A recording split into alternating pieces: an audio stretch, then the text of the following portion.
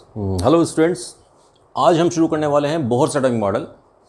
Before this you have read Rutherford's atomic model and the developments leading to the Bohr's atomic model. जो बीच में आपको कुछ development हुए, साइंटिफिक इन्वेंशंस हुए, कुछ नई डिस्कवरीज हुई, स्पेसिफिकली उसमें आपका स्पेक्ट्रम ऑफ हाइड्रोजन की बात करते हैं। हमने इससे पहले वीडियो में डिस्कशन किया था हाइड्रोजन का स्पेक्ट्रम कि atomic spectrum there are two type, absorption spectrum and emission spectrum. और दोनों ही स्पेक्ट्रम में द लाइंस, एमिशन स्पेक्ट्रम की ब्राइट लाइंस और एब्जॉर्प्शन स्पेक्ट्रम की डार्क लाइंस की फ्रीक्वेंसी सेम होती हैं and the spectrum of atom is always discontinuous. Discontinuous का मतलब है कि ये हमेशा एक सिंपल होल नंबर रेशो में चलता है, जैसे कि आपकी quanta, energy is quantised. Energy is always in the form of h nu, 2h nu, 3h nu और 4h nu, means in the form of quanta. एक डेफिनेट लेवल्स होते हैं, कंटिन्यूस नहीं होती है। Just like solar spectrum is always continuous, लेकिन atom का spectrum discontinuous है, यानी कि इसके अंदर के जो एनर्जी लेवल्स हैं वो भी डिसकंटिन्यूस हैं। इस कंसेप्ट को यूज़ करके आपका बोहर ने दिया, जैसे रदरफोर्ड्स मॉडल में तो न्यूक्लियस के चारों तरफ कहीं भी इलेक्ट्रॉन रिवॉल्व कर सकता था, बट बोहर ने फिक्स कर दिया कि ये एनर्जी लेवल्स क्वांटाइज्ड हैं, फिक्स एनर्जी लेवल्स होंगे, just like ground floor, then first floor, then second floor. Ground floor और फर्स्ट फ्लोर के बीच में आप नहीं रह सकते। ऐसे इलेक्ट्रॉन या तो फर्स्ट शेल में होगा या सेकंड शेल में होगा और ये लिमिट फिक्स की जाएगी। These conditions are fix by Bohr. ये मॉडल हमने कहा Bohr's model of hydrogen atom, क्योंकि ये एक्सप्लेनेशन जो दिया गया था that was valid only for hydrogen. Hydrogen the simplest element, has only one proton in the nucleus and one electron. इसमें केवल एक प्रोटॉन होता है न्यूक्लियस में और एक इलेक्ट्रॉन होता है। सिंपलेस्ट सिस्टम है, so calculations can be made easily.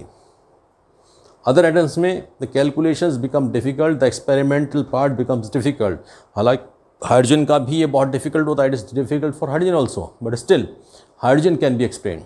And where ever you will study only hydrogen, whether it is bonding, you see molecular bonding theory पढ़ेंगे, वहाँ भी हाइड्रोजन स्टार्ट करेंगे, वैलेंस बॉन्डिंग थ्योरी, हर एक चीज़ में जो डिस्कशन हम energy calculations करते हैं, we calculate only for hydrogen because it is simplest atom. अब रदरफोर्ड ने क्या कहा, उसने कहा कि atom is spherical body. Spherical body क्योंकि नेचर में जितनी बॉडीज़ हैं आपकी सब स्फेरिकल ही हैं। All your planets, your satellites, your solar system, everything, sun, stars, they are spherical. तो उसने कहा कि atom is spherical body with centrally place nucleus and extra nuclear space. बीच में न्यूक्लियस है और इसके चारों तरफ का एक्स्ट्रा न्यूक्लियर स्पेस, ठीक है। And electrons are revolving in this extra nuclear space. Extra nuclear space में इलेक्ट्रॉन आपका घूमता है। सेकंड ही सेड कि a large number of shells are possible, means nucleus के चारों तरफ बहुत सारे शेल्स हो सकते हैं, वो कहीं भी इलेक्ट्रॉन हो सकता है। शेल तो बहुत सारे पॉसिबल हैं, but electron does not revolve in all these orbits. इन्हीं को उसने कहा, ऑर्बिट वर्ड यूज़ किया। इन सारे शेल्स में इलेक्ट्रॉन रिवॉल्व नहीं करता है। Electron revolves only those certain stationary orbits. Stationary orbit word use किया। स्टेशनरी मीन्स स्टेबल है। Those stationary orbits where it does not radiate out energy, means electron revolve करता है in only on certain orbits without radiating out energy, without energy के radiation के, और यही orbit आपके कहलाते हैं स्टेशनरी ऑर्बिट। जो रदरफोर्ड के मॉडल में था कि ऑर्बिट में से एनर्जी निकलती है तो स्टेशनरी नहीं है, स्टेबल नहीं होता, एटम कैन बी डिस्ट्रॉयड।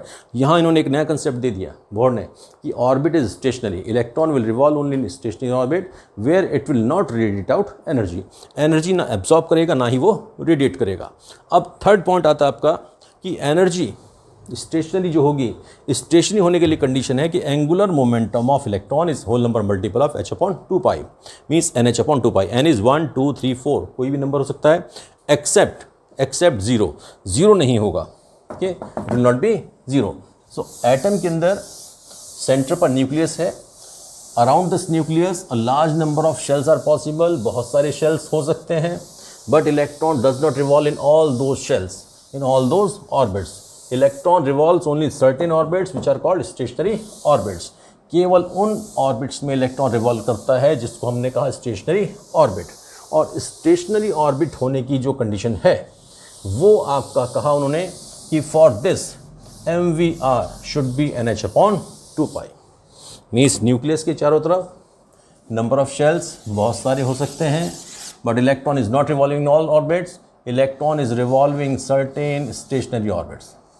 कुछ ही ऑर्बिट हैं, कुछ फिक्स्ड हैं जिनकी एनर्जीज़ की परमिटेड वैल्यूज़ हैं, यानी कि वैल्यू ना उससे कम होगी ना ज़्यादा होगी। जैसे आपकी स्पेक्ट्रम के अंदर लाइंस की फ्रीक्वेंसी फिक्स होती है, उनकी एनर्जी फिक्स होती है, energy is fixed, same way in shells की एनर्जी भी फिक्स होती है। ओके, एंड एंगुलर मोमेंटम, अभी वर्ड यहाँ पर एक एंगुलर मोमेंटम आया, momentum is mass into velocity. When electron is moving around the nucleus in circular path, then radius से मल्टीप्लाई करके you call it angular momentum, and it should be whole number multiple of h/2π। h/2π का whole number multiple means nh/2π। n is whole number, may be 1 2 3 4 etcetera, और यही number later on you will call it principal quantum number. इसी को हम कहेंगे principal quantum number, and it is basically number of shell. This like first shell, this nucleus, first shell is k, इसके लिए n will be 1, second shell is l, for this n will be 2, third shell is m, for this n will be 3, fourth shell k l m n, for this n will be 4, fifth shell के लिए it will be 5। तो एक definite values होंगी, जिसे quantum आपके whole number multiple में चलते हैं कि h न्यू और 2h न्यू और 3h न्यू और 4h न्यू। एनर्जी क्वांटाइज्ड है, energy is always in the form of quanta. ऐसे ही इलेक्ट्रॉन की एनर्जी भी क्वांटाइज्ड है, आइदर दिस लेवल और दिस लेवल और दिस लेवल और दिस लेवल, ये सारे लेवल्स आपके फिक्स होंगे, और n will be whole number multiple principal quantum number. Next उन्होंने कहा कि जब स्टेशनरी ऑर्बिट है तो electron will not radiate out energy और it will not absorb energy. जब तक स्टेशनरी ऑर्बिट में है that time it is not radiate out energy, ना तो उससे एनर्जी निकलेगी ना एब्जॉर्ब करेगा। इट विल एब्जॉर्ब एनर्जी और radiate out energy only when it jumps from one shell to another shell, यानी जब इलेक्ट्रॉन एक शेल से दूसरे शेल में जंप करेगा। सपोज आपने इलेक्ट्रॉन फर्स्ट शेल में है, you give it energy h new, light डाला, it will jump to second shell, further energy it will jump to third shell, further energy it will go to fourth shell. But on giving energy it is not possible कि it comes in between, इस बीच में नहीं आएगा, इस बीच के space में नहीं आएगा। It will go from this shell to this shell, क्योंकि energy levels are quantize, energy की वैल्यू फिक्स है, और इन दोनों गैप्स के बीच का energy delta E will be equal to h nu और hc/λ। मीन्स सपोज इलेक्ट्रॉन आपका फोर्थ शेल से या थर्ड शेल से सेकंड शेल में आता है तो delta E will be E final 3 minus E initial, जो दोनों के बीच का डिफरेंस है that will be delta E। तो इलेक्ट्रॉन विल एब्जॉर्ब और radiate out energy only when it jumps from one shell to another shell. अंदर के शेल से बाहर जाएगा, एनर्जी एब्जॉर्ब करेगा, बाहर से अंदर आएगा, एनर्जी रेडिएट करेगा। Now let's see the explanation of line spectrum of hydrogen on the basis of Bohr's atomic model. How this Bohr's atomic model can explain the line spectrum of hydrogen, or how this model has been derived from spectrum. दोनों ही चीज़ें देखिए, जो Bohr's atomic model है उसके आने के पीछे reason था आपका spectrum of hydrogen. Hydrogen atom के स्पेक्ट्रम से जो क्वांटाइज स्टेट का कंसेप्ट आता है कि एनर्जी लेवल्स आर क्वांटाइज्ड, वही कंसेप्ट बोहर ने यूज़ किया। किस फॉर्म में कि उसने कहा कि आपके न्यूक्लियस के चारों तरफ डिफरेंट शेल्स होते हैं एंड डिफरेंट शेल्स की एनर्जी क्वांटाइज्ड होती है। मीन्स एक फिक्स एनर्जी होती है, it is first shell then second shell then third shell then fourth shell, उनकी डेफिनेट फिक्स एनर्जी होती है and that energy is quantized. एक तो ये कंसेप्ट है। अब ये कंसेप्ट आया ही आपका स्पेक्ट्रम से है। हम अब यहाँ पर बोर्स मॉडल से स्पेक्ट्रम को एक्सप्लेन करने दोनों चीज़ें, मीन्स वाइस वर्सा, दोनों एक दूसरे को कॉम्प्लीमेंट्री है या नहीं है। आपने देखा था, हमने बताया कि हाइड्रोजन के अंदर द स्पेक्ट्रम में भी एब्जॉर्प्शन स्पेक्ट्रम और एमिशन स्पेक्ट्रम। एब्जॉर्प्शन स्पेक्ट्रम में कि अब suppose light is allowed to pass through hydrogen, hydrogen के थ्रू जब लाइट आप पास करते हैं then it absorb certain radiations, कुछ फ्रीक्वेंसीज को एब्जॉर्ब कर लेता है, and wherever it absorb the frequencies there the dark lines are obtained, and this one is the case of emission spectrum. आपने क्या किया, you have taken hydrogen atom, hydrogen molecule, hydrogen sample है in your discharge tube, cathode rays are made to fall on these hydrogen atoms, then these hydrogen atoms they become incandescent. Continuously जब इन पे cathode rays strike करती हैं then hydrogen atom becomes incandescent, mean इससे light निकलना शुरू हो जाती है, it starts radiating out energy and that light radiation is analyzed. आप इसको एनालाइज करते हैं, स्टडी करते हैं with spectroscope, then they are found to have bright lines. इसके अंदर ब्राइट लाइंस मिलती हैं, इनकी डेफिनेट फ्रीक्वेंसीज होती हैं। अब ये डेफिनेट फ्रीक्वेंसीज की लाइन का जो आपका पैटर्न मिला, that pattern is called spectrum of hydrogen. This is emission spectrum, this is emission spectrum.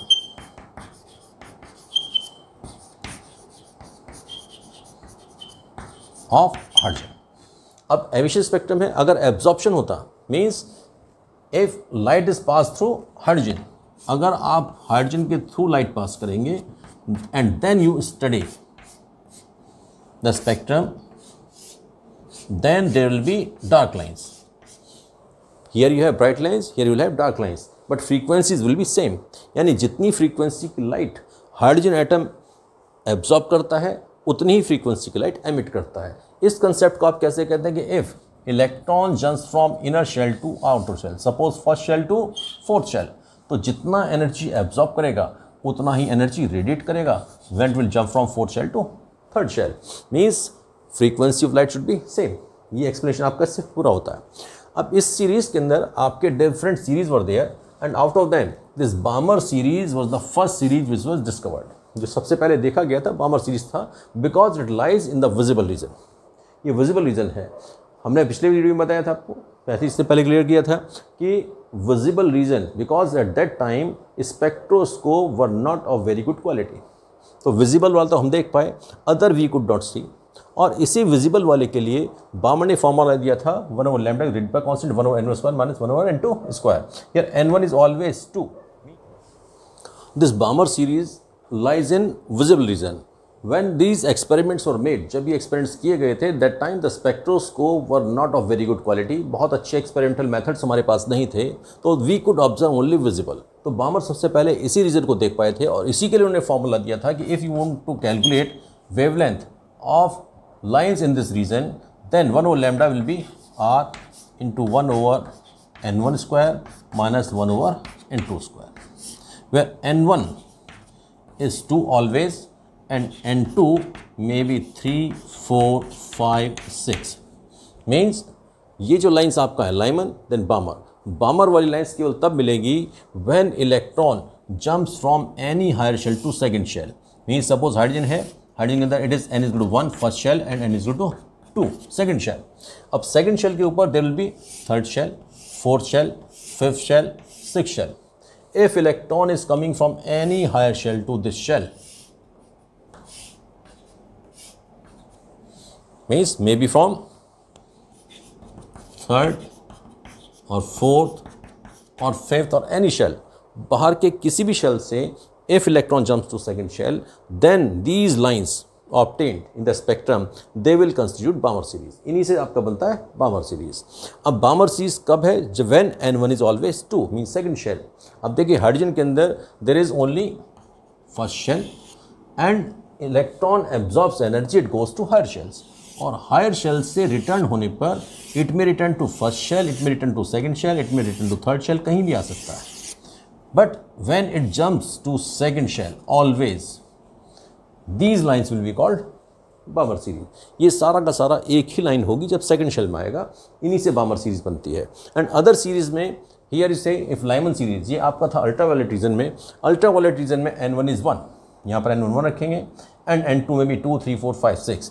Means electron किसी भी शेल से अगर फर्स्ट शेल में आएगा तो then it is Lyman series. ये आपका अल्ट्रावायलेट रीजन में है। अब इन्हीं चीज़ों को हम एक्सप्लेन कर रहे हैं इस डिफरेंट फॉर्म में कि ये आपका न्यूक्लियस है, न्यूक्लियस के सराउंडिंग में ये are different shells.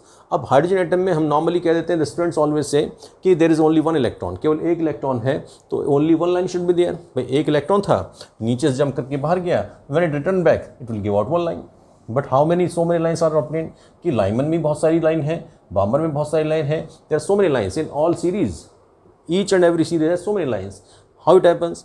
Actually when the sample has been taken in this tube, then it is not a single atom. There will be millions and millions and millions of hydrogen atoms filled in the discharge tube. आप कितना भी smallest amount लेंगे sample का, that will contain millions and millions of molecules of hydrogen. And in different atoms, hydrogen atoms different हैं. In one atom, electron jumps to third shell, somewhere jumps to fifth shell, somewhere it jumps to sixth shell, somewhere it jumps to eighth shell. Different different atoms में they absorb different type of energies, they absorb different amount of energy and electrons from first shell. अब हमने इन shells को, circular shells हैं, इनको levels की form में बना दिया है, first shell, second shell, third, fourth, fifth, six, seventh shell, एनुअल 1, 2, 3 ऐसे। When this hydrogen atom, there may be so many hydrogen atoms, if they are exposed to radiations, इस पर आप radiations डालते हैं, the electrons are excited and when electrons are excited they will reach to higher state। अब वहाँ से जब return होगा, when the electrons return, if electron from any higher shell jumps to first shell, when it returns back to first shell,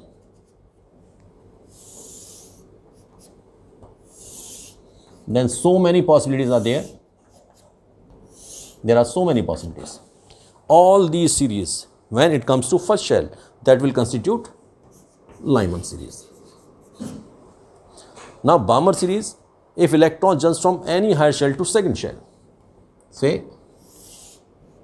if they come to second shell, then all these lines, they will constitute Balmer series. If they jump from any higher shell to third shell,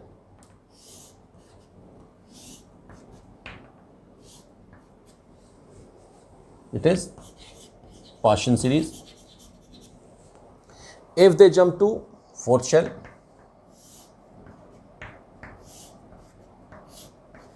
this will be Brackett series, and if they jump to fifth shell, that will be Fund series. So different type of lines will be obtained, and all these lines they can be obtained when electrons are jumping from outer shell to inner shell। अब इस चीज़ के अंदर ये definite lines मिलती हैं, definite frequencies की line मिलती है। Why? Because these energy levels have fixed energy gap. जितना एनर्जी गैप इनके बीच में है, जितना एनर्जी गैप इनके बीच में है, that is always fixed. Each and every atom, hydrogen के जितने भी एटम्स होंगे, सभी एटम्स में difference between first and second energy level will be always same. These energy levels are quantized, बिल्कुल फिक्स वैल्यूज़ होंगी, इसलिए electron can be in first shell, it can be second shell, it can not be in between. यही Bohr's atom model है। यहीं से आप spectrum से इसको एक्सप्लेन कर सकते हैं कि हाइड्रोजन एटम के स्पेक्ट्रम को और मॉडल को रिलेट करके आप सारी चीज़ें एक्सप्लेन कर सकते हैं। Now this is Bohr's atom model. अब इसका एडवांटेज क्या हुआ देखें, यहाँ से कंसेप्ट आ गया क्वांटाइज्ड एनर्जी लेवल्स का, और शेल्स इंट्रोड्यूस हो गए, साथ साथ आपका प्रिंसिपल क्वांटम नंबर इंट्रोड्यूस हो गया। ये सारी चीज़ें एडवांटेज हैं आपकी बोर्स एटॉमिक मॉडल की। अब हम बात करें इसकी ड्रॉबैक्स की।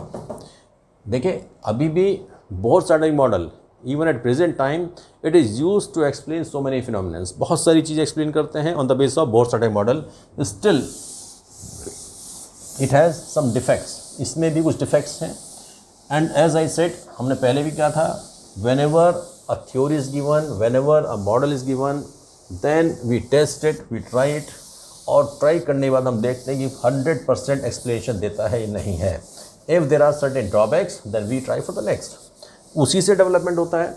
अगर हम आगे सोचना बंद कर दें, if we stop thinking then development will also stop. तो साइंस में डेवलपमेंट कभी नहीं रुकता है।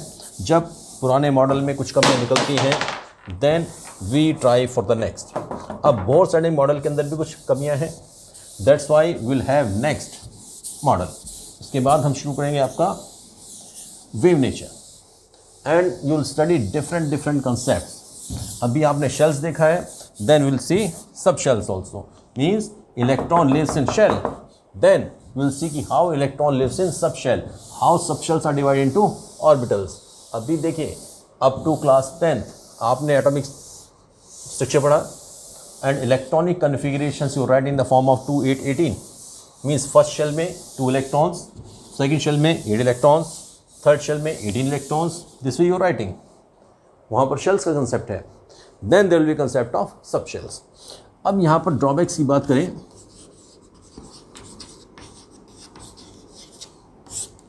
फर्स्ट आपका ये है कि this bourse atomic model could explain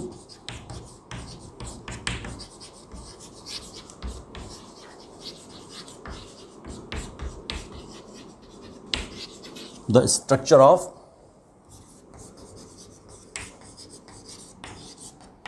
hydrogen atom and like species means very small species, single electron system जिसके अंदर इलेक्ट्रॉन एक ही हो, H है, H पॉजिटिव है, हीलियम, लिथियम, छोटे छोटे एटम्स के इलेक्ट्रॉन के स्ट्रक्चर को एक्सप्लेन कर पाता है. And it is not possible to calculate, it is not possible to make calculations of energy, it's not possible to make the calculation of radius for higher atoms. Higher atoms के लिए calculations नहीं हो पाती हैं इससे. Second जो है आपका जो डिफेक्ट है इसका, bourse atomic model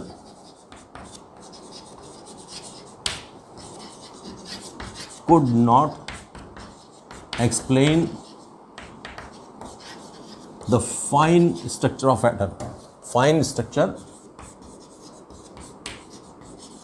of spectrum. Spectrum के फाइन स्ट्रक्चर को एक्सप्लेन नहीं कर पाया. अब देखिए इसका मतलब क्या है. हमने कहा था कि स्पेक्ट्रम में there are bright lines. Hydrogen atom spectrum है, Lyman, Balmer, Paschen, Brackett, Fund. This way, the series are there.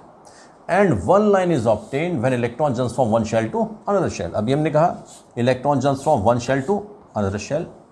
एक शेल से दूसरे शेल में आता है, तो there is one transition and one line. There is one transition and one line. अब जिस वक्त ये आपका स्टडी किया जा रहा था दैट टाइम, जैसे अभी हमने कहा था कि spectroscope were not very much advance, बहुत अच्छे स्पेक्ट्रोस्कोप नहीं थे. When the same spectrum was observed under high resolving power of spectroscope. Okay, आपने किया high resolving power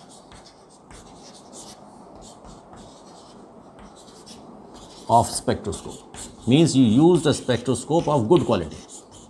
resolving power means कितना ज़्यादा आप अच्छे से उसको रिजॉल्व कर पाते हैं.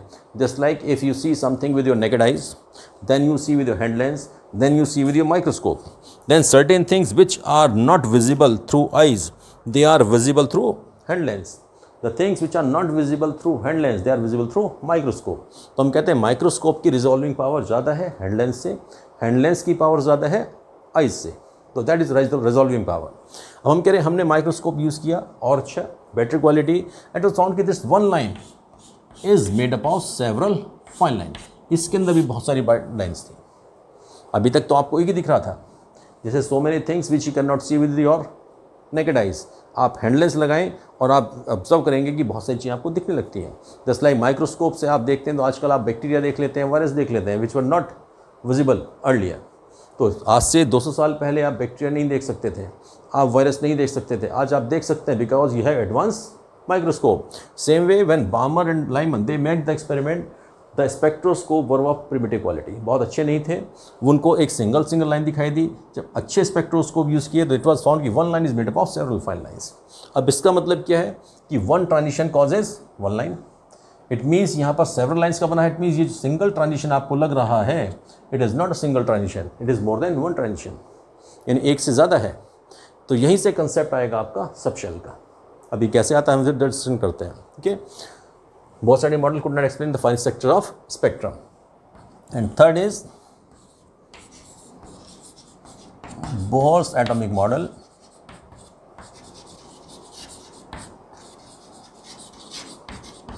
could not explain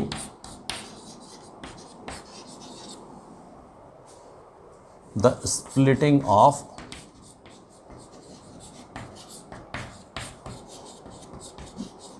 spectral lines in electric field, and this called Stark effect and magnetic field, and this is called Zeeman effect. अब एक और नई चीज़ आती है इसमें, when the same spectrum, देखिए spectrum what was seen by Lyman and Balmer, they were having bright lines. ये lines they were made up of several fine lines when they were observed under high resolving power of spectroscope. एक line के अंदर और बहुत सारी line है. अब इसी स्पेक्ट्रम को it was observe under electric field और मैग्नेटिक फील्ड. मीन्स आपने आइदर इलेक्ट्रिक फील्ड और मैग्नेटिक फील्ड, एटम के ऊपर आपने लगा दी इलेक्ट्रिक फील्ड या magnetic field. Then it was observe कि दिस सिंगल लाइन, अब यहाँ पर जो फाइन लाइन्स थी that is again made up of several fine lines, इसके अंदर और फाइन स्प्लिटिंग हो जाती है लाइन्स की। तो स्प्लिटिंग ऑफ लाइन जो है इसको क्यों हो रही है, that is not explained by Bohr's atomic model.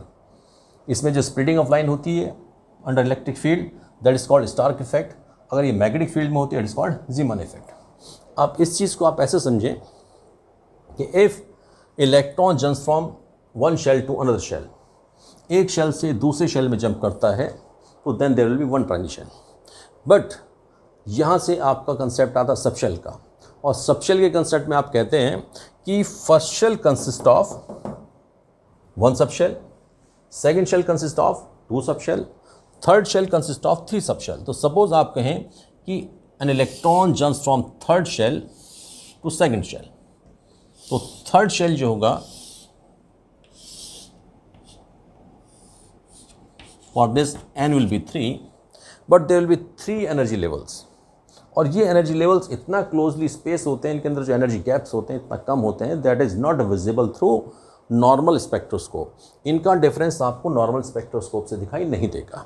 और n इज इक्वल टू, ये सेकेंड शेल है, इसके अंदर दो सब शेल्स हैं and they have similar energy, energy so close कि आप इनके अंदर की लाइंस को डिफ्रेंशिएट नहीं कर सकते। तो इनिशियल आप मानते थे थर्ड शेल से सेकंड शेल इलेक्ट्रॉन आएगा, there will be one line, but this one line is made up of several lines.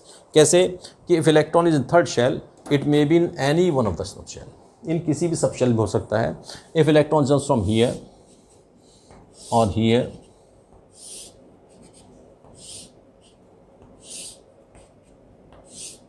हम देखें electron may be jumping from third shell to second shell, there will be so many possibilities, जितनी ज़्यादा possibilities होंगी। अब ये सभी lines क्योंकि इनका एनर्जी गैप बहुत कम है, energy gap is so small that you can not differentiate, आप उसको इस नॉर्मल स्पेक्ट्रोस्कोप से डिफ्रेंशिएट नहीं कर सकते हैं। तो यहाँ थर्ड शेल से सेकेंड शेल आने में आपको एक लाइन दिखती थी, but actually this one line is made up of several fine lines. It means shell is made up of sub shell, these are this n is third shell and these are subshells। अब जैसे यहाँ पर shell is made up of subshell, further splitting में मतलब है कि subshell is further divided into orbitals. तो अब यहाँ से जो कंसेप्ट आपका आगे आएगा that is not in Bohr's model, this was not covered in Bohr's atomic model, they were given later on and these things are not discussed in your books.